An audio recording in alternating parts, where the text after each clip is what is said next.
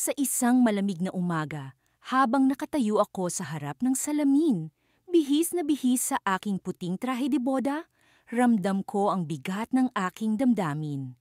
Nakangiti sa akin ang aking refleksyon, pero sa likod ng mga ngiting iyon, may tagong kirot na hindi maipaliwanag. Sa likod ng mga mata ko ay nandoon siya, si Carla, ang babaeng nagbigay kahulugan sa salitang pag-ibig para sa akin. Si Carla, ang aking pinakamatalik na kaibigan, ay nasa kabilang silid, naghahanda rin para sa araw na ito. Inatasan ko siyang maging isa sa mga abay, ngunit alam naming pareho na ang papel niya sa buhay ko ay higit pa roon. Napatingin ako sa pintuan, iniisip kung dapat ko bang buksan ito at sabihing, tara na, tumakas na tayo. Pero sa kabila ng lahat ng ito, naririto ako sa isang sitwasyon kung saan ang puso ko'y tila nagkakawatak-watak. Nagpakasal ako sa lalaking walang kamuwang-muwang sa tunay na nilalaman ng aking puso. Isang kasal na puno ng inaasahan at plano ng aming mga pamilya. Ang lalaking ito, si Leo, ay mabait, maalaga, at walang ibang hinangad kundi ang mabuo kami ng isang masayang pamilya. Pero paano kung ang puso ko'y nasa iba? Habang naglalakad ako palapit sa altar, ang mga mata ng lahat ng bisita ay nakatuon sa akin. Pero sa lahat ng iyon, ang mga mata lamang ni Carla ang gusto kong makita. Isang sulyap mula sa kanya ang magpapasaya sa akin kahit saglit. Ngayon ay para bang bawat hakbang ko ay isang daan patungo sa kawalang katiyakan. Isang daan na hindi ko sigurado kung tama ba ang tinatahak ko. Nang bumukas ang malapad na pinto ng simbahan at pumasok ako, naramdaman kong bumilis ang tibok ng puso ko. Nandoon siya sa hanay ng mga upuan, nakatayo, nakatingin sa akin. Ang aming mga mata ay nagtama at sa isang iglap, tila huminto ang mundo. Sa kanyang mga mata, nakita ko ang lahat ng hindi ko maibulalas. Ang pag-ibig na pilit kong itinatago. Ngunit hindi ko rin maikakaila ang takot na bumabalot sa akin. Takot sa kung ano ang magiging kalalabasan ng lahat ng ito. Sa pagharap ko kay Leo, nakita ko ang saya sa kanyang mga mata. Isang saya na hindi ko magawang tumbasan. Huminga ako ng malalim. Sinubukan kong ipagpatuloy ang ngiti, ngunit ramdam ko ang paninikip ng aking dibdib. Sa gitna ng seremonya, habang sinasambit ang mga pangakong ihahandog ko kay Leo, lumingon ako kay Carla. Sa isang iglap, nakita ko ang mga luhang pilit niyang itinatago. Isang luha para sa pag-ibig na hindi maipahayag. Ang aking puso ay tila nadurog sa mga sandaling iyon. Paano ko haharapin ang kinabukasan kung ang puso ko'y patuloy na nagtatanong at naguguluhan? Sa wakas, narinig ko ang mga salitang, maaari mo na siyang halikan. Ngunit bago ko pa man magawa iyon, isang malakas na tunog ang bumasag sa katahimikan ng simbahan. Napalingon ang lahat sa direksyon ng ingay. Isang bagay ang bumagsak mula sa likuran ng simbahan. Sa gitna ng pagkabigla, isa lang ang tanging nasa isip ko, si Carla. Ano ang nangyari? Bakit may biglang ingay? Ito ba'y tanda ng isang bagay na hindi ko inaasahan? Sa gitna ng kaguluhan, isang bagay ang malinaw sa akin. Ang aking puso ay patuloy na nag-aalala para sa kanya. Pagkatapos ng kasal, ang buhay ko ay tila isang pelikula na puno ng magagarang eksena, ngunit sa likod ng kamera'y may masalimuot na istorya na naglalaro sa aking isipan. Nasa tabi ko si Marco, ang aking bagong asawa, ngunit tila may bahagi ng aking puso na hindi ko maibigay sa kanya. Ang bahagi ng pusong iyon ay matagal nang nakalaan para kay Carla. Nagsimula ang lahat noong kami mga bata pa lamang. Si Carla ang una kong naging kaibigan at habang lumilipas ang mga taon, unti-unti kong natutunan na hindi lang pala pagkakaibigan ang nararamdaman ko para sa kanya. Sa bawat ngiti at halakhak niya, para bang may kumukurot sa puso ko. Ngunit sa isang lipunan kung saan ang ganitong uri ng pag-ibig ay hindi pa ganap na tanggap, pinili kong itago ang lahat ng ito. At ngayon, heto ako, nasa piling ng lalaking alam kong hindi ko kayang mahalin ng buo. Sa unang linggo ng aming pagsasama ni Marco bilang mag-asawa, nagdesisyon kaming bumisita sa probinsya upang makilala ko ang kanyang mga kamag-anak. Sinalubong kami ng malalaking ngiti at masigabong palakpakan. Habang abala si Marco sa pakikipag-usap sa kanyang mga pinsan, bigla kong naramdaman ang pag-vibrate ng aking telepono. Isang mensahe mula kay Carla. "Kamusta ang bagong buhay, Mrs. Ana?" Sabi niya. Isang simpleng tanong na agad nagpalala sa nararamdaman kong kalituhan. "Heto, sinusubukan," sagot ko. Alam kong mahirap, Ana. Nandito lang ako. Napabuntong hininga ako. Sa kabila ng distansya at sitwasyon namin, si Carla pa rin ang aking kanlungan. Ang mga mensahe niya'y nagbibigay ng init at aliw, mga bagay na pilit kong hinahanap kay Marco.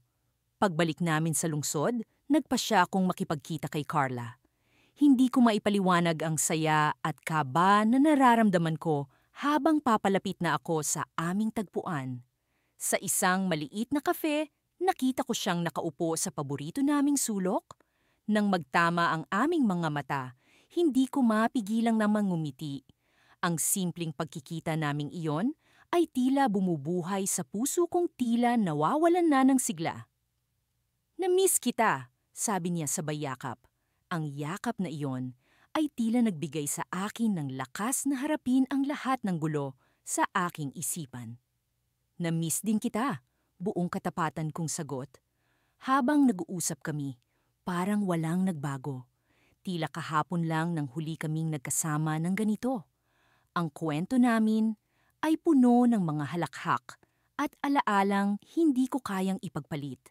Ngunit sa kabila ng saya, alam naming may hangganan ang bawat sandali. Sa gitna ng aming pag-uusap, biglang nagring ang telepono ko. Si Marco. Agad kong sinagot ang tawag. Pilit itinatago ang pag-aalala sa aking boses. "Ana, may sorpresa ako para sa'yo. Pwede ka bang umuwi ng maaga?" Tanong niya, puno ng kasabikan. "Oo, sige. Papunta na ako," sagot ko. Sabay lingon kay Carla na tila alam na rin ang ibig sabihin ng tawag na iyon.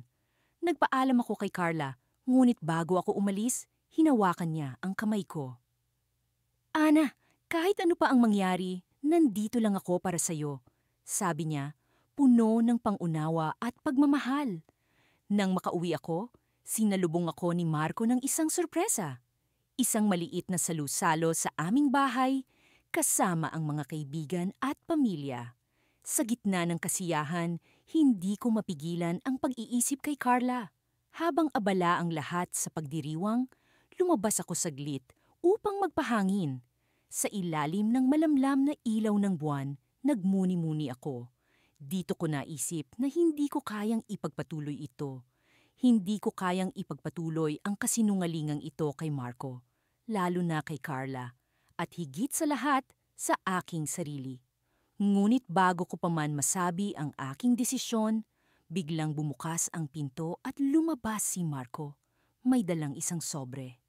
"Ana, may kailangan kang malaman," sabi niya, na tila may lungkot sa kanyang mga mata. Binigay niya sa akin ang sobre at nang buksan ko ito, bumungad sa akin ang mga larawan ng aming huling pagkikita ni Carla. Ang mga larawan ay kuha mula sa di kalayuan. Malinaw na kitang-kita ang aming kasiyahan at ang yakap naming puno ng pagmamahal. "Marco, paano mo nakuha ito?" Tanong ko, puno ng kaba. "Ito ang tunay na dahilan kung bakit kita pinauwi ng maaga," sagot niya. "Kailangan nating pag-usapan ito, Ana." Sa gitna ng malamig na simoy ng hangin, naramdaman kong ito na ang simula ng isang bagong kabanata, isang bahagi ng buhay ko na puno ng mga desisyong kailangang gawin. Ngunit sa kabila ng takot at pag-aalala, alam kong oras na para harapin ang lahat ng ito. Sa wakas, Ito na ang pagkakataon kong maging totoo sa aking sarili at sa mga mahal ko sa buhay. Ngunit paano ko ito sisimulan? Nang magising ako kinabukasan, ramdam ko pa rin ang bigat ng mga nakaraang araw, ang pagod na dulot ng kasal, at ang emosyonal na gulo na hatid ng mga lihim na dinadala ko ay tila walang katapusan. Bumangon ako mula sa kama at tinungo ang bintana. Mula roon, tanaw ko ang mapayapang paligid ng aming bagong bahay. Isang tahanan na dapat ay puno ng saya at pag-asa. Ngunit tila ba isang kulungan mula nang magpakasal ako kay Mark. Si Mark ay isang mabuting tao. Walang duda. Matagal na kaming magkasama bilang magkaibigan bago ito lumalim. Pero sa kabila ng lahat, hindi ko maikakaila na ang puso ko ay para kay Carla, ang matalik kong kaibigan at ang aking lihim na minamahal. Matagal ko nang pinipilit kumbinsihin ang sarili na tama ang desisyon kong magpakasal kay Mark. Ngunit sa tuwing naiisip ko si Carla, naguguluhan ako. Bumaba ako upang maghanda ng almusal. Habang nagpiprito ng itlog, narinig kong bumukas ang pinto ng kwarto. Lumabas si Mark na mukhang bagong gising. May nangiti sa kanyang mga labi. Lumapit siya sa akin at niyakap ako mula sa likuran. "Good morning," bati niya habang humahalik sa aking pisngi. "Good morning," sagot ko, pilit na gumuhit ng ngangiti sa aking labi. Alam kong nararamdaman ni Mark ang paglayo ko. Ngunit hindi ko pa rin magawang ipagtapat ang lahat sa kanya.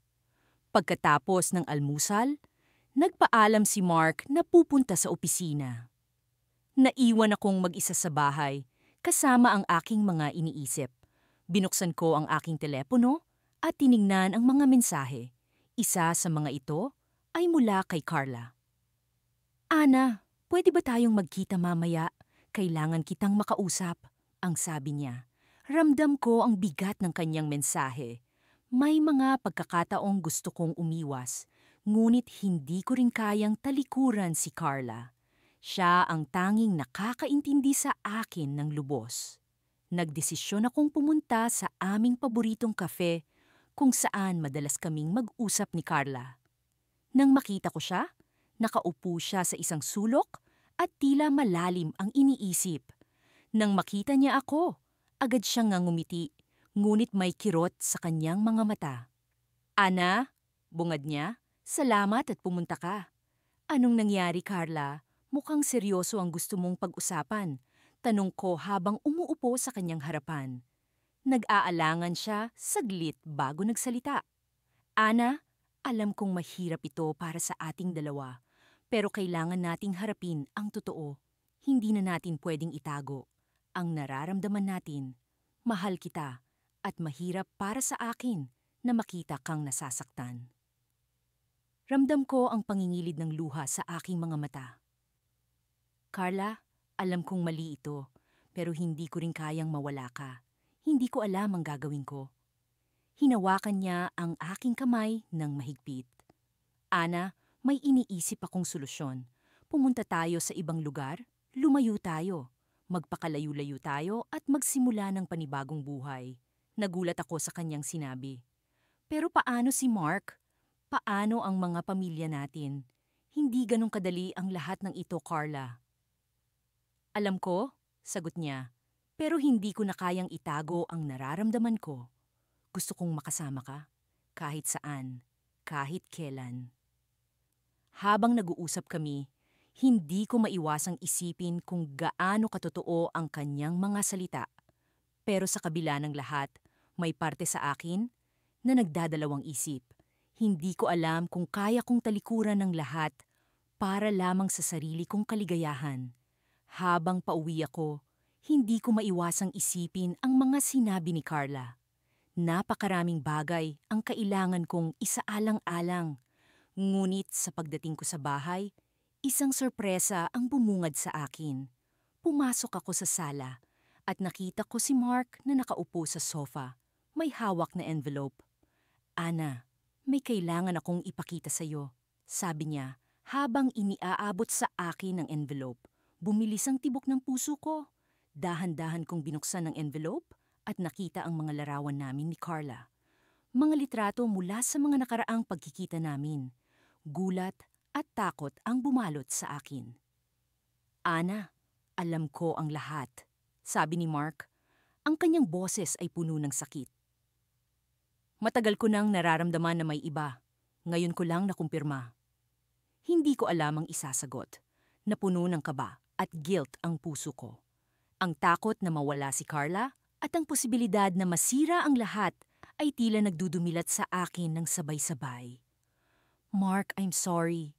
Tanging nasabi ko habang pumatak ang luha sa aking mga mata. Hindi ko alam kung saan kami patungo matapos ang revelasyong ito. Ngunit isa lang ang sigurado. Ang simpleng buhay na akala ko'y mapayapa ay nagbabanta ng malaking pagbabago. Hindi ko inasahan na ang araw na ito ay magiging ganito kahirap. Nakatayo ako sa harap ng salamin, suot ang puting bestida na pinangarap ng maraming babae. Ngunit habang pinagmamasdan ko ang aking sarili, hindi ko maiwasang maramdaman na parang may kulang. Ang mga bulaklak na nasa paligid ay tila nagkukulay-abo, at ang musika mula sa labas ng kwarto ay tila nawawala sa hangin. Ang dapat na pinakamasayang araw ng aking buhay ay tila isang eksenang walang kaluluwa. Sa likod ng aking palaging nangngiti, ang puso ko ay kumakatok sa isang pintuan na hindi ko magawang buksan. Ang pintuan patungo kay Carla. Ang aking matalik na kaibigan na naging higit pa sa inaasahan ko. Naging tahanan siya ng damdamin kong hindi ko maipaliwanag, hindi ko matanggihan. Ngunit nandito ako ngayon, ikakasal sa lalaking mahal ko rin, sa ibang paraan, sa isang paraang hindi ko maikukumpara sa nararamdaman ko para kay Carla. Nang bumukas ang pintuan ng kwarto, nakita ko si Carla. Siya ang aking abay, at sa tingin ko, siya rin ang tagapagligtas ng aking kaluluwa sa araw na ito. Ana, handa ka na ba? Tanong niya, ang mga mata niya ay puno ng pag-aalala at pag-unawa. Ang kanyang tinig ay laging nagdadala ng kakaibang katahimikan sa puso ko, kahit sa mga panahong puno ng kaguluhan. Hindi ko alam, Carla. Sagot ko, halos pabulong. Parang may bahagi sa akin na ayaw lumakad patungo sa altar. Nilapitan niya ako. Hinawakan ang aking kamay. Ana, hindi pa huli ang lahat. Kung sa tingin mo'y mali ito, may oras ka pa para magbago ng isip. Ngunit paano ko gagawin iyon? Paano ko sasabihin sa lahat ng tao, lalo na kay Mark, na may ibang nilalaman ng puso ko? Si Mark ay mabait, mapagmahal, at walang ibang hinangad kundi ang mapasaya ako. Parang isang bangungot ang ideyang iwan ko siya sa altar. Ngunit sa kabila ng lahat ng ito, hindi ko maiwasang isipin si Carla. Ang mga sandali namin na puno ng tawanan, tahimik na sandali sa ilalim ng mga bituin, at mga lihim na pag-uusap na tila kami lamang ang nagkakaintindihan. Isang mundo na kami lang ang may alam. Isang mundo na puno ng kulay. Ana, mahalaga ang araw na ito para sa'yo, pero mas mahalaga ang tunay na kaligayahan mo. Bulong ni Carla. Ang mga salitang iyon ay tila isang paanyaya sa isang bagong simula, isang posibilidad na hindi ko inisip noon. Naisip ko ang aking pamilya, ang kanilang mga ngiti, at pag-asa na nakasalalay sa araw na ito. Naisip ko rin si Mark, ang kanyang mga mata, na puno ng pag-ibig. Kahit papaano, ayokong masaktan sila. Ngunit hindi ko rin kayang itanggi ang bahagi ng sarili kong sumisigaw para kay Carla. Bago ako makasagot, narinig ko ang pagbukas ng pintuan. Si Mark, nakatingin siya sa akin ng may nangiti, ngunit may bakas ng pag-aalala sa kanyang mukha. Ana, lahat ay handa na, pero gusto ko lang malaman, ikaw ba ay handa na rin? Napatitig ako kay Carla at sa sandaling iyon may naisip akong hindi ko inasahan. Mark? Sabi ko, halos hindi ko naririnig ang sarili. May kailangan akong sabihin sa'yo. Tumango siya, walang kamalay-malay sa bigat ng mga salitang sasabihin ko. Ano yon, mahal? Huminga ako ng malalim, naghahanda para sa isang pagbabago na hindi ko akalaing mangyayari sa araw na ito. Mark, may bahagi ng puso ko na hindi ko maibigay sa'yo. May mahal akong iba at kailangan kong maging totoo sa sarili ko. Nakita ko ang pagbabago ng kanyang ekspresyon, mula sa pagkalito hanggang sa sakit. Isang sakit na alam kong ako ang sanhi. Ngunit bago siya makasagot, lumapit si Carla. Mark, gusto ko sanang makausap kayo ni Ana ng masinsinan. Baka may solusyon tayong hindi pa naiisip. Sa kanyang pagkabigla, tumingin si Mark sa amin. At sa sandaling iyon, naramdaman kong may pag-asa pa. Isang posibilidad na hindi ko pa nakikita. Isang daan na maaring mas mahirap, ngunit mas totoo. Habang papalapit si Carla sa akin, hindi ko maiwasang isipin na marahil ang araw na ito ay hindi ang katapusan, kundi simula. Simula ng isang bagong kwento na hindi ko pa lubos na naiintindihan. Ngunit sa kabila ng lahat, alam kong hindi ako nag-iisa. At sa pag-alis namin ni Carla mula sa kwarto, naramdaman ko ang bigat ng desisyon kong unti-unting nawawala. Ngunit sa likod ng lahat, isang tanong ang bumubulong sa akin. Sa dulo ng daang ito, sino ang makakamit ko? Ang aking kaligayahan o ang pagdurusa ng mga taong iniwan ko? Isang tanong na kailangan kong harapin sa tamang panahon. Ang araw ng kasal ay dumating na tila isang malakas na bagyong hindi ko kayang pigilan. Nakatayo ako sa gilid ng simbahan, suot ang puting bestida na pinangarap ng maraming babae. Ngunit habang nakatitig ako sa aking refleksyon sa salamin, tila hindi ang saya ang bumabalot sa akin, kundi isang mabigat na kalungkutan. Ang puso ko'y parang may pabigat na hindi ko maalis-alis, at alam kong ang pabigat na yon ay ang katotohanang hindi ko kayang ipagsigawan. Sa bawat hakbang papunta sa altar, ang bawat tingin ng mga bisita ay parang mga sibat na tumatama sa aking dibdib.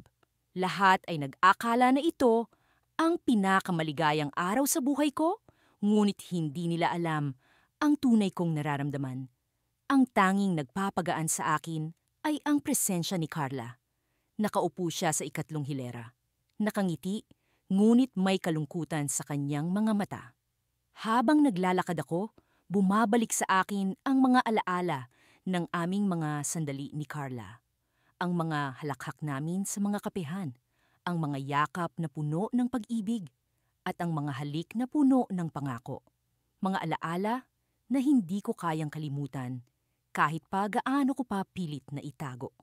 Alam kong mali, ngunit paano ko ba maitatanggi ang isang bagay na totoo? Nang makarating ako sa altar, sinalubong ako ng ngiti ni Marco, ang lalaking dapat kong pakasalan. Siya ay mabait, mapagmahal, at walang ibang hinangad kundi ang mapasaya ako. Ngunit sa kabila ng lahat ng kanyang kabutihan, hindi niya kailanman maangkin ang pusong matagal nang nagmamay-ari ang iba. Habang isinasagawa ang seremonya, nararamdaman kong para akong isang artista sa pelikula ng aking sariling buhay. Isang pelikula kung saan hindi ko gusto ang ending. Ang mga salitang binitiwan ng pari ay tila mga tanikala na unti-unting pumupulupot sa akin. Pilit akong itinatali sa isang pangakong hindi ko kayang tuparin. Ana, tinatanggap mo ba si Marco bilang iyong kabiyak? Tanong ng pari. Ang tanong na tila isang dagok sa puso ko. Tumingin ako kay Marco. Sa kanyang mga mata, nakita ko ang pag-asang puno ng pagmamahal at tiwala. Ngunit sa likod ng ngiting iyon ay ang refleksyon ng isang katotohanang hindi ko maamin sa kanya. Tumingin ako kay Carla at sa isang iglap, nakita ko ang luha sa kanyang mga mata. Paano ko ba siya iiwan sa ganitong sitwasyon? Huminga ko ng malalim. Tila sinasaid ang huling patak ng lakas sa aking katawan. Oo, sagot ko. Bagamat ang puso ko'y sumisigaw ng kabaligtaran, tila bumagal ang oras nang isuot sa akin ni Marco ang singsing. Ang bigat nito'y parang tanikala. na hindi ko kayang tanggalin, ngunit hindi ko rin kayang tanggapin.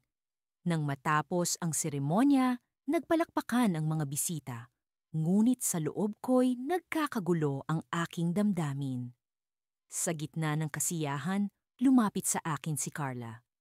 "Congratulations," sabi niya. Pilit ang ngiti. "Salamat," mahina akong sagot. Ang boses ko'y nanginginig. "Proud ako sa'yo," dagdag niya, bagamat alam kong nasasaktan siya. Bago pa ako makapagsalita, lumapit si Marco at niyakap ako. Masaya ako't sa wakas ay magkasama na tayo. Bulong niya sa akin. Nginitian ko siya, ngunit ang isip ko'y naglalakbay sa ibang lugar. Sa isang bahagi ng isip ko'y umaasa akong sana'y ibang tao ang kayakap ko ngayon. Nang magpatuloy ang kasayahan, naramdaman kong kailangan kong makausap si Carla ng masinsinan. Nagpaalam ako kay Marco at nagpunta kami ni Carla sa hardin ng simbahan. Doon, sa ilalim ng mga bituin, nagsimula akong magsalita. "Carla, hindi ko alam kung paano ko ito sasabihin." Simula ko, ang mga salita'y hirap lumabas sa aking bibig. "Tigilan mo na, Ana. Alam kong hindi mo siya mahal gaya ng pagmamahal mo sa akin." Putol niya, ang kanyang mga matay puno ng pag-unawa. "Pero paano ang mga plano natin? Ang mga pangarap natin?" Tanong ko, pilit na humahanap ng sagot. "Ana, ang mahalaga ay masaya ka. Kung saan ka masaya, doon ako." Sagot niya, bagamat alam kong hindi iyon ang totoo. Bago pa ako makasagot, narinig namin ang isang kaluskos mula sa likuran ng puno. Pareho kaming napalingon, at laking gulat namin nang makita ang isang pamilyar na anyo, si Marco. Sa kanyang mga matay nabanaag ang pagtataka at sakit. "Ana, ano ito?" tanong niya. Ang boses niya'y puno ng kalituhan at galit. Nakatayo kami ni Carla na parang mga batang nahuling gumagawa ng kasalanan. Walang makapagsalita sa amin. At sa katahimikan ng gabing iyon, naramdaman kong dumating na ang puntong kailangan kong pumili. Sa puntong iyon, alam kong wala nang balikan. Kailangan kong harapin ang katotohanan at ang mga konsekwensya ng aking mga desisyon. Ngunit paano ko ba haharapin ang lahat ng ito? Ang tanong na iyon, ang patuloy na umuukilkil sa aking isipan. At sa gitna ng dilim ng gabi, naramdaman kong nagsisimula nang mabuo ang tunay na kwento ng aking buhay. Ang mga araw ay lumilipas na parang mga pahina ng isang aklat na hindi ko matandaan ang nilalaman. Parang biglang bumilis ang takbo ng oras mula nang magpakasal kami ni Mark. Sa kabila ng lahat ng kasiyahan at positibong pagbabago sa aking buhay, mayroong isang bagay na patuloy na bumabagabag sa akin. Si Carla. Mula nang nagpakasal ako, hindi ko na siya gaanong nakikita. Bagamat palagi kaming nag-uusap sa telepono o nagte-text, iba pa rin ang personal na presensya. Ang kaniyang halakhak, ang kaniyang mga kwento, at ang hindi maipaliwanag na saya. Kapag magkasama kami, ay tila naglaho. Para akong nawala ng isang bahagi ng aking sarili. Isang gabi, habang nakaupo ako sa gilid ng aming kama, naglalaro sa aking isip ang mga alaala namin ni Carla, ang aming mga paglalakbay, ang mga lihim naming tawa, at ang mga sandaling kami lang ang magkasama. Bumalik sa akin ang isang partikular na gabi, ilang linggo bago ang aking kasal. Nasa tabing dagat kami, nakatingin sa paglubog ng araw. Naramdaman ko ang kaniyang kamay na sumapo sa akin. At para bang nagkaroon ng koneksyon na higit pa sa pagkakaibigan. Hindi ko iyon malilimutan. Maya-maya pa, naramdaman kong bumukas ang pinto ng silid at pumasok si Mark. Tinanong niya ako kung bakit ako nagmumuni-muni. Ngumiti ako ng pilit at sinabing iniisip ko lang ang mga bagay-bagay. Tumango siya at niyakap ako mula sa likuran. "Alam kong marami kang iniisip," bulong niya. "Pero nandito lang ako para sa'yo." Napakabait ni Mark. Mahal niya ako at alam kong mahal ko rin siya, ngunit hindi ko maikakaila. na may bahagi ng puso ko na hindi niya kailanman maaangkin. Sinisikap kong kalimutan si Carla, ngunit hindi ko magawa. Ang aming pinagsamahan ay isang bagay na hindi ko kayang talikuran. Kinabukasan, nagpasya akong lumabas at makipagkita kay Carla. Kailangan kong linawin ang lahat ng ito. Nagkita kami sa isang maliit na coffee shop na madalas naming pinupuntahan. Pagupo ko pa lamang, agad ko siyang nakita sa isang sulok. Ngumiti siya sa akin at parang bumalik ang lahat ng saya sa akin. "Kamusta ka na, Ana?" tanong ni Carla. May kakaibang lungkot sa kaniyang mga mata na hindi ko maipaliwanag. "Okay naman," sagot ko. "Ikaw, kamusta ka na?" "Alam mo naman, eto, busy sa trabaho," sagot niya habang umiinom ng kape. Pero alam kong may ibang dahilan kung bakit siya tila balisa. "Carla, kailangan nating pag-usapan ito," sabi ko, hindi na magawang magpatumpik-tumpik pa. Hindi ko na kayang magkunwari. Tumango siya at tumingin sa akin ng seryoso. "Alam kong mahirap ito para sa iyo, Ana.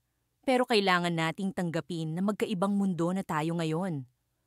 "Pero hindi ko kayang kalimutan ka," sabi ko. Halos nanginginig ang boses ko. "Ikaw ang pinakamahalagang tao sa buhay ko." Natahimik si Carla.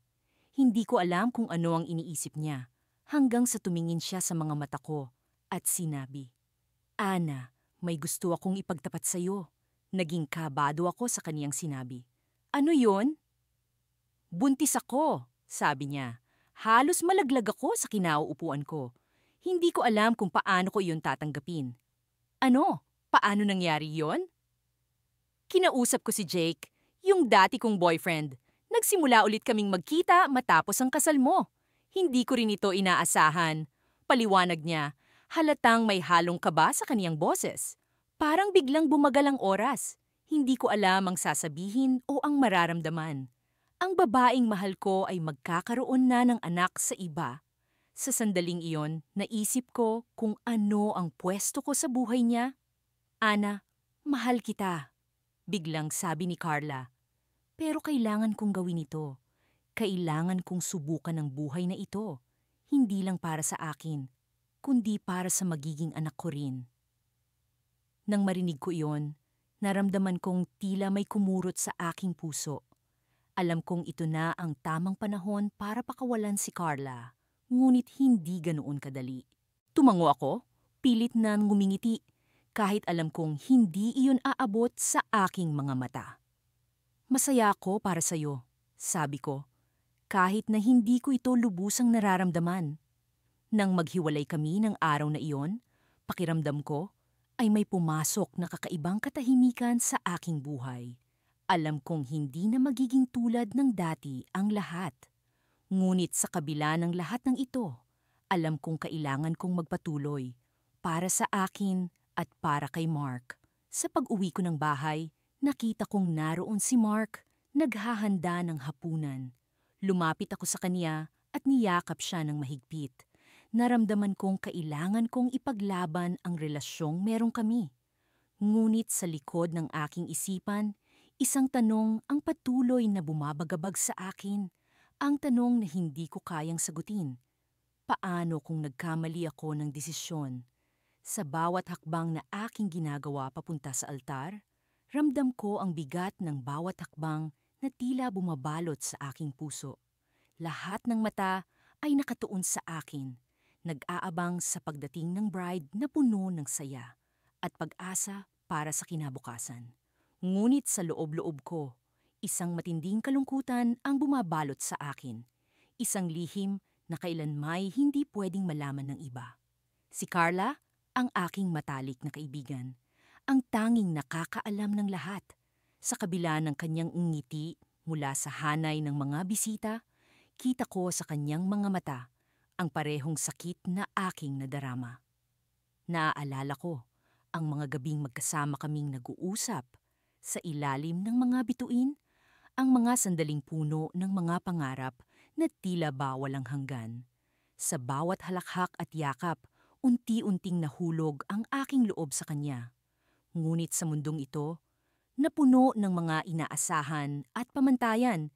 Tila ba isang imposibleng pangarap ang aming pagmamahalan. Habang papalapit ako kay Daniel, ang lalaking pinili ko, o mas tamang sabihin, ang lalaking pinili para sa akin ng aking pamilya, unti-unting bumabalik sa akin ang mga alaala ng mga nakaraang buwan. Pilit kong tinanggap na si Daniel ang magiging katuwang ko sa buhay, ngunit ang bawat ngiti niya'y tila ba isang paalala na hindi siya ang una kong pinili. Sa bawat ngiti niya, hinahanap-hanap ko ang mga mata ni Carla. Nang magsimula ang seremonya, ramdam ko ang pag-igting ng tensyon sa loob ng simbahan. Ang bawat salitang binibigkas ng pari ay tila mga kalabit sa aking konsensya. Sinulyapan ko si Carla na ngayoy nakayuko, pilit itinatago ang kanyang mga luha.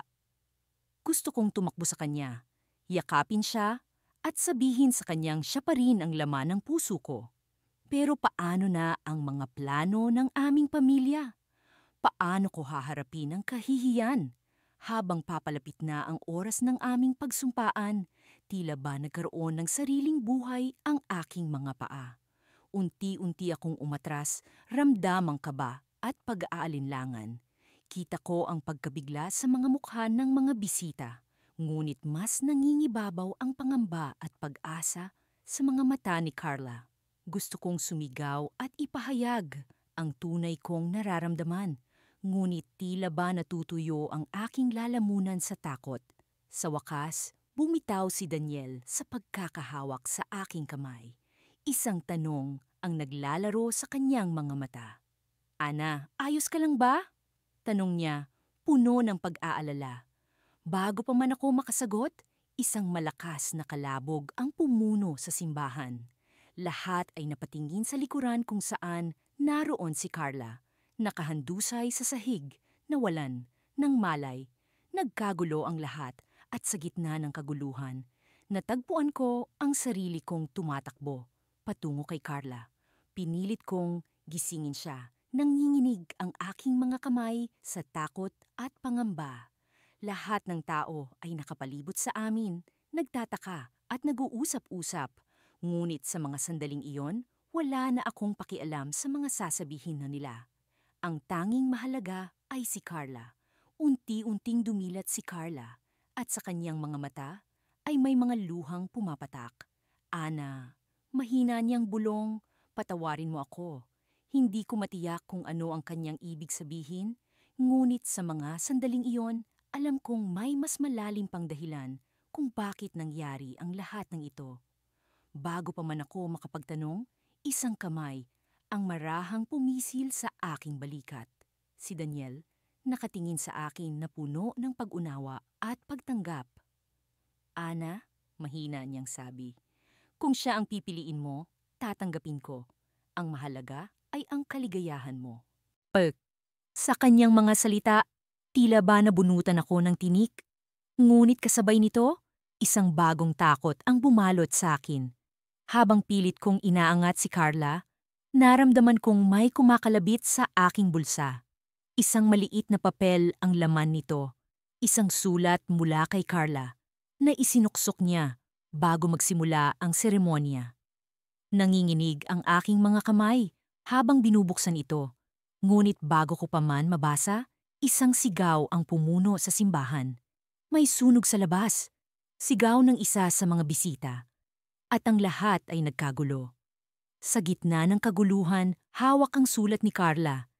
Alam kong sa sandaling ito'y, hindi lang ito ang lihim na dapat kong harapin.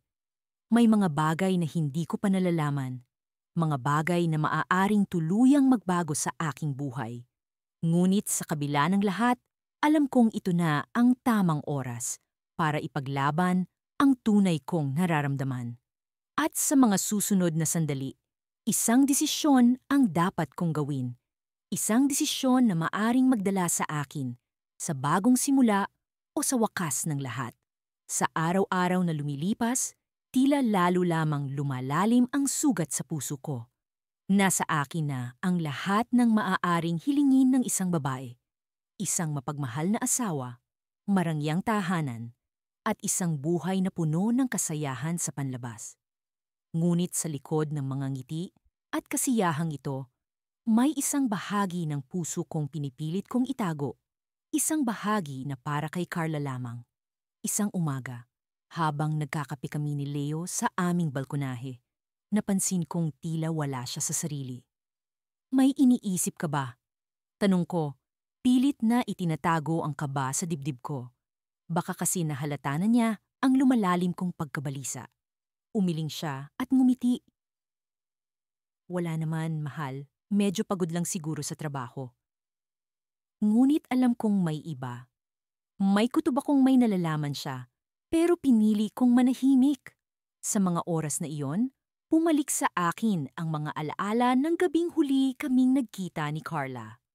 Ang mga yakap niya, ang mga halik, at ang mga pangakong tila naglaho na lamang sa hangin. Paano ko ba ipaliliwanag ang lahat ng ito kay Leo?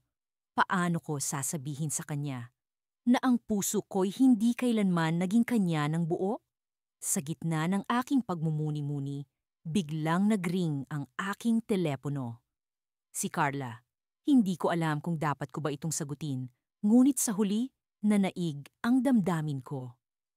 Ana, ang boses niya sa kabilang linya ay puno ng emosyon. Pwede ba tayong magkita? Hindi ko alam kung anong pumasok sa isip ko at pumayag ako. Siguro'y dahil sa matinding pagnanasa kong makita siya muli. Kahit na alam kong ito'y mali. Nagkita kami sa isang maliit na kafe, sa tabi ng dagat, isang paborito naming tagpuan noong kami magkaibigan pa lamang. Nang makita ko siya, tila bumalik lahat ng damdamin ko. Ang mga mata niyang nangungusap, ang ngiting tila kayang pawiin lahat ng alalahanin ko. Ana, sabi niya, hawak ang kamay ko. Hindi ko na kayang itago pa. Mahal kita. Carla, ang tanging nasabi ko habang ang puso ko'y tila sasabog sa dami ng emosyon. Alam kong mali ito. Ngunit paano ko ba pipigilan ang damdaming pilit na pumipiglas? Mahal din kita, sabi ko. Kahit na alam kong sa pagsabi ko ng mga salitang ito, binubuksan ko ang pinto sa isang mundo ng komplikasyon at sakit. Ilang oras kaming nag-usap, nagbalik-tanaw sa mga alaala, at nagbahagi ng mga pangarap na tila imposibleng magkatotoo. Ngunit sa kabila ng lahat ng ito, pareho naming alam na ang kasalukuyan naming kalagayan ay tila isang bangungot na hindi madaling takasan. Nagdesisyon kaming magpaalam, ngunit hindi ito ang huling paalam. Sa bawat hakbang ko papalayo kay Carla, ramdam ko ang bigat ng desisyon kong manatili kay Leo. Ngunit ang pinakamahirap sa lahat ay ang pagbalik ko sa katotohanan kailanman ay hindi mababago. Ako'y kasal na, at ang mga pangarap ko kasama si Carla ay nanatiling mga pangarap lamang. Pag-uwi ko, nadatnan ko si Leo sa salas, tila naghihintay.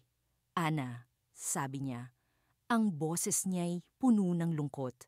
Alam kong may nangyayari. Napatigil ako.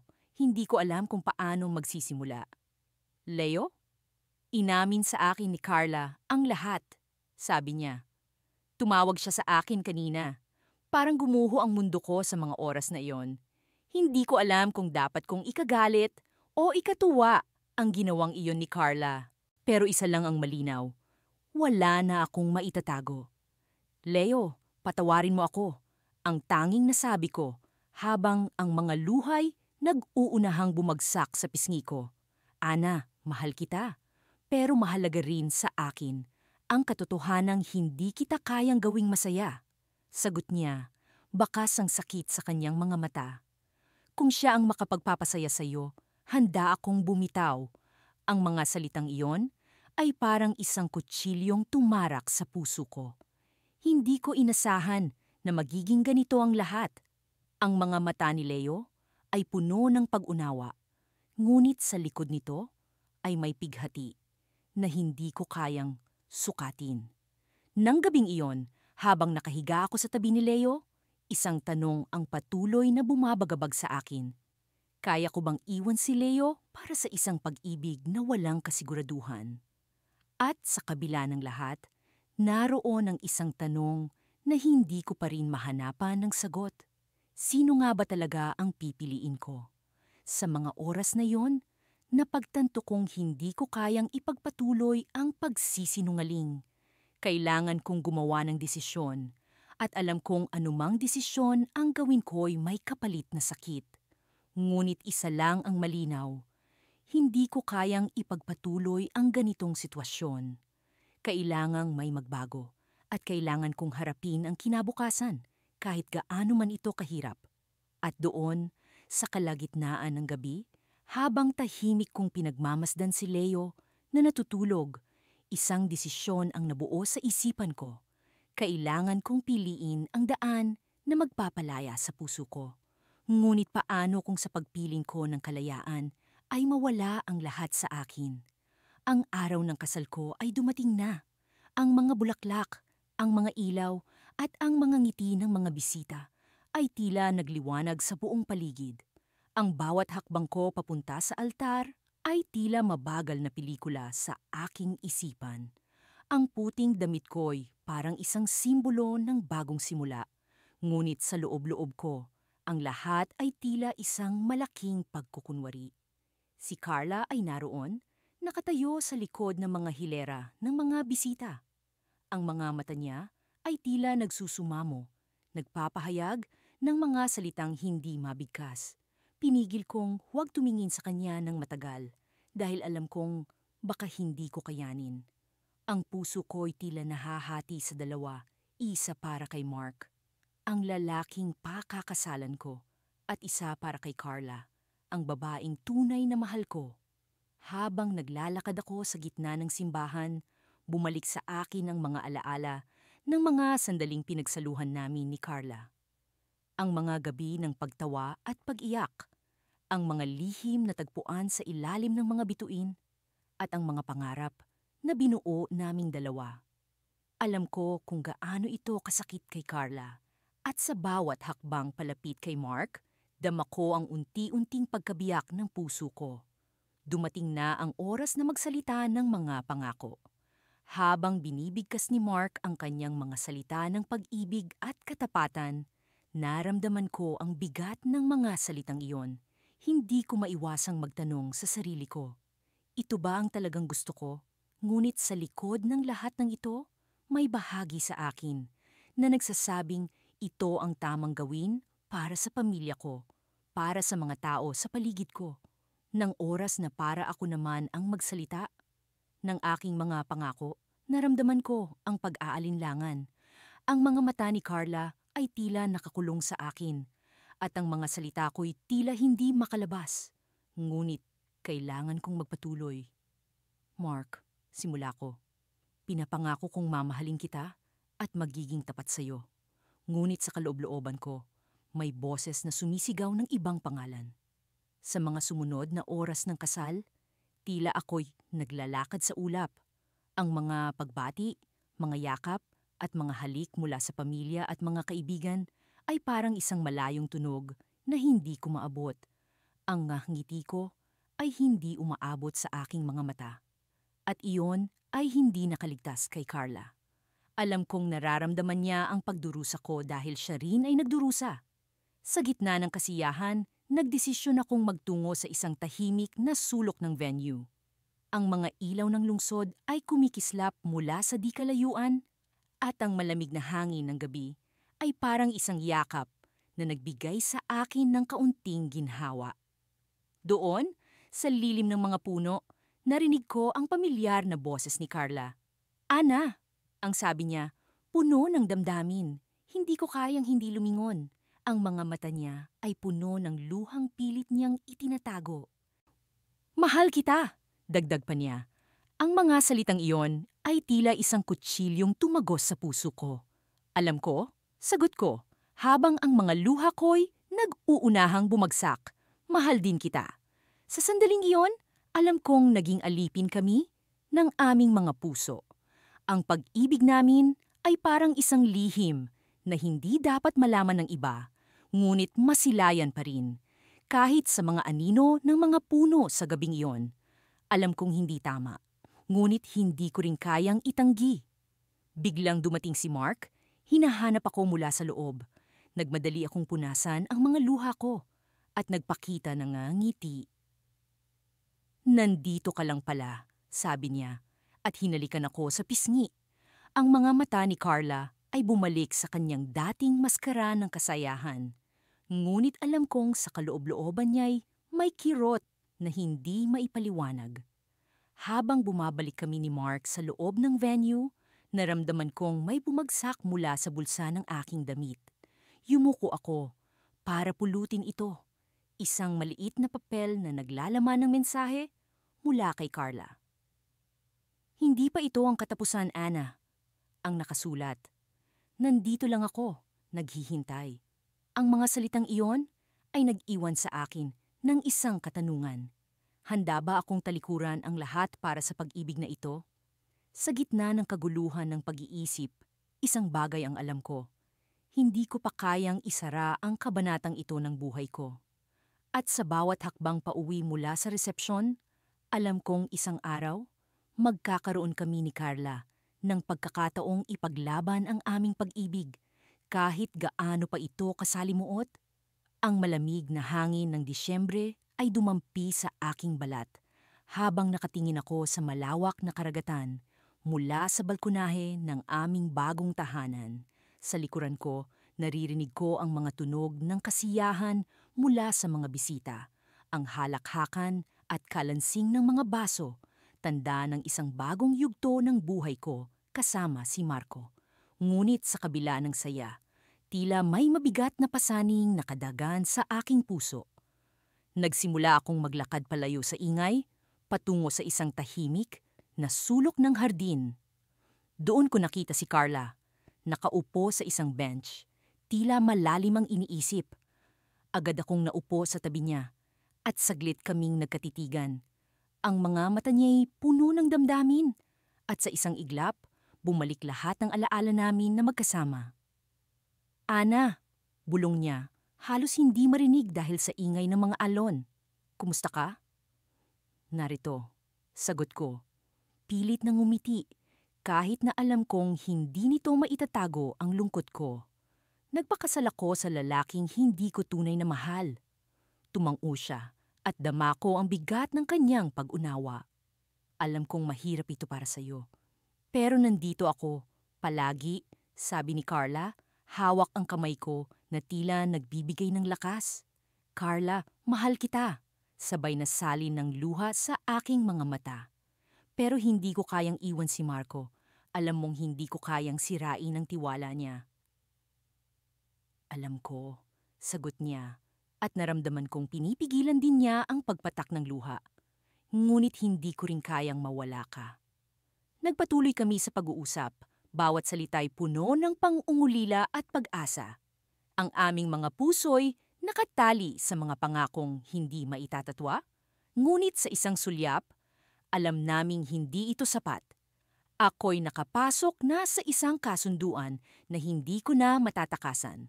Ngunit ang damdamin ko para kay Carla'y tila apoy na hindi mapapatay.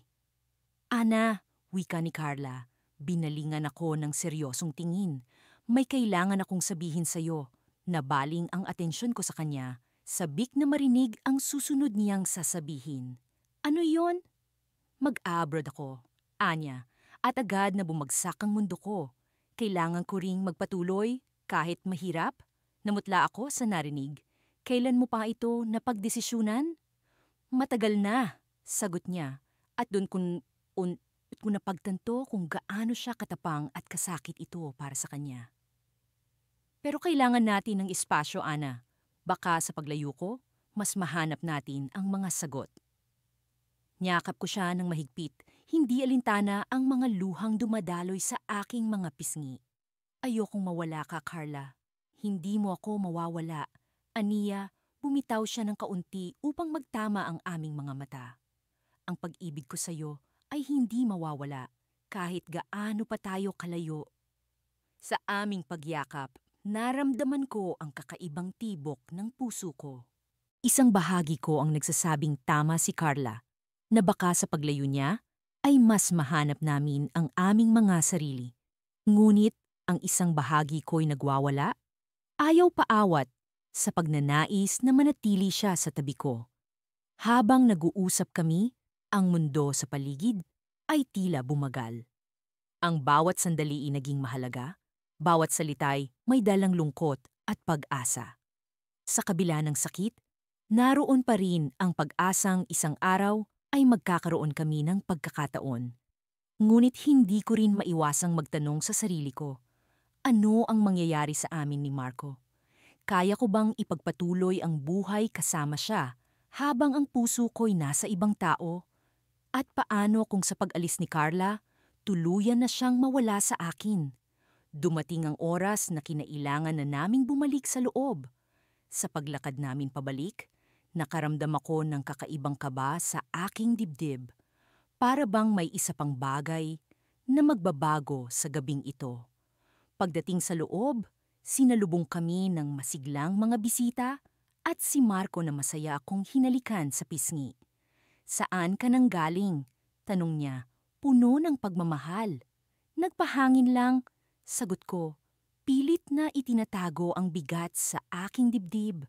Habang hawak niya ang aking kamay, hindi ko maiwasang muling tingnan si Carla. Nang magtama ang aming mga mata, nakita ko ang isang lihim na ngiti sa kanyang mga labi. Ngunit sa isang iglap, biglang pumasok si Tita Liza, ang aking tiyahin, at may dalang balita. "Ana, may kailangan kang malaman," anya, at ang kanyang mukha'y puno ng pag-alala. Napako ang aking tingin sa kanya. "Ano iyon, tita?" "May nangyari sa pamilya ni Marco," sabi niya, at sa isang iglap, bumaliktad ang mundo ko. "Kailangan mong sumama sa kanya ngayon din." Nagkatingginan kami ni Marco, at sa kanyang mga matay nakita ko ang takot at pag-aalala para sa kanyang pamilya. Agad kong naramdaman ang responsibilidad na dapat kong gampanan bilang kanyang asawa. Ngunit sa likod ng aking isip, naroon pa rin ang katanungan. Paano ko haharapin ang lahat ng ito habang ang puso ko'y nasa ibang tao? Tahimik ang buong paligid, maliban sa paghampas ng mga alon sa dalampasigan. Nasa kwarto ako ng resort na tinutuluyan namin ni Mark sa Boracay, kung saan kami nagdesisyong ipagdiwang ang aming honeymoon. Ang dapat sana'y masayang selebrasyon ng bagong yugto ng aming buhay ay tila ba isang pelikula ng kalungkutan para sa akin. Hindi ko may alis sa isip ko si Carla, ang babaeng tunay na nagpapatibok ng aking puso. Habang nakatitig ako sa kawalan mula sa bintana, bumalik sa akin ang alaala ng huling gabing magkasama kami ni Carla bago ang kasal. Hindi ko malilimutan ang mga luhang pumatak sa kanyang mga mata habang sinabi niya sa akin na maging masaya ako. Naaalala ko rin kung paanong ang bawat yakap at halik niya'y puno ng sakit at pangungulila. Tila ba iyon na ang huli naming pagkakataon? Sa mga sandaling ito, hindi ko maiwasang tanungin ang sarili ko kung tama ba ang ginawa kong pagpili. Si Mark ay isang mabuting tao. Mahal niya ako at handa siyang gawin ang lahat para sa akin. Ngunit bakit nga ba parang kulang? Bakit parang may bahagi ng puso ko na hindi mapunan kahit anong gawin ko? Ang mga tanong na ito'y paulit-ulit na bumabagabag sa akin, lalo na ngayong wala na si Carla sa buhay ko. Tumunog ang aking cellphone at agad ko itong kinuha. Isang mensahe mula kay Carla ang bumungad sa akin. Hindi ko alam kung dapat ko bang buksan o hindi, ngunit sa huli nanaig ang aking kuryosidad at pagnanasa na marinig mula sa kanya. "Ana, sana'y naririnig mo ang sigaw ng puso ko. Hindi kita kayang kalimutan. Nasa Boracay ako ngayon. Kung mahal mo pa rin ako, pumunta ka sa lugar na laging nating pinupuntahan." Nanlamig ang mga kamay ko habang binabasa ang mensahe. Hindi ko alam kung anong nararamdaman ko. Pagkalito, takot, o isang uri ng kaligayahan na hindi ko maipaliwanag. Dahan-dahan kong inilapag ang cellphone sa lamesa at huminga ng malalim, Habang nag-iisip, pumasok si Mark sa kwarto. Nakangiti siya habang may dalang-dalawang tasa ng kape. "Good morning, love," bati niya. "Perfect ang weather para sa isang adventure today." Ngumiti ako sa kanya kahit na ang isip ko'y lumilipad. "Good morning," sagot ko. "Ano bang plano mo?" Nagbook ako ng island hopping tour para sa atin," sabi niya habang inaabot ang isang tasa ng kape. "Gusto kong ipakita sa'yo ang ganda ng isla." "Sige, sounds fun!" sagot ko, kahit na ang puso ko'y tila may ibang plano. Habang nag-aalmusal kami, hindi ko maiwasang hindi pag-isipan ang mensahe ni Carla. Muli kong naalala ang mga masasayang alaala namin sa Boracay noong mga nagdaang taon. Ang mga tawa, mga yakap, at mga halik, lahat ng iyon ay parang kahapon lamang. Pagkatapos naming kumain, nagdesisyon akong maglakad-lakad sa tabing dagat habang naghahanda si Mark para sa aming tour. Habang naglalakad, patuloy akong nilalamon ng aking mga alaala. Nadako ako sa isang bahagi ng dalampasigan kung saan kami laging nagpupunta ni Carla. Doon ko napagtanto na kailangan kong harapin ang totoo. Pumihit ang mga paa ko patungo sa direksyon ng dati naming tagpuan ni Carla. Hindi ko alam kung anong eksaktong nagtutulak sa akin, pero alam kong may kailangan akong gawin.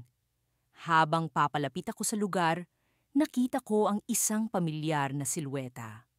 Si Carla, nakatayo sa gilid ng dagat, tila ba hinihintay ang isang milagro. Nanlambot ang mga tuhod ko at bumilis ang tibok ng puso ko. Hindi ko inaasahan ang galak na naramdaman ko sa mga oras na iyon. Parang tumigil ang oras habang nagkatitigan kami ni Carla. Walang sino man sa amin ang unang kumilos o nagsalita, ngunit malinaw sa aming dalawa ang lahat. Sa wakas, tumakbo ako patungo sa kanya at mahigpit niya akong niyakap. Walang salitang kailangan dahil ang yakap na iyon ay sapat na upang iparating ang lahat ng nararamdaman namin. Parang lahat ng sakit at pagkukulang ay napunan sa mga oras na iyon. Ngunit sa gitna ng aming yakap, isang pamilyar na boses ang pumunit sa katahimikan. "Ana, anong ginagawa mo dito?" Si Mark, nakatayo sa likuran namin, may halong pagtataka at sakit sa kanyang mga mata. Hindi ko alam kung paano ko ipapaliwanag ang lahat sa kanya.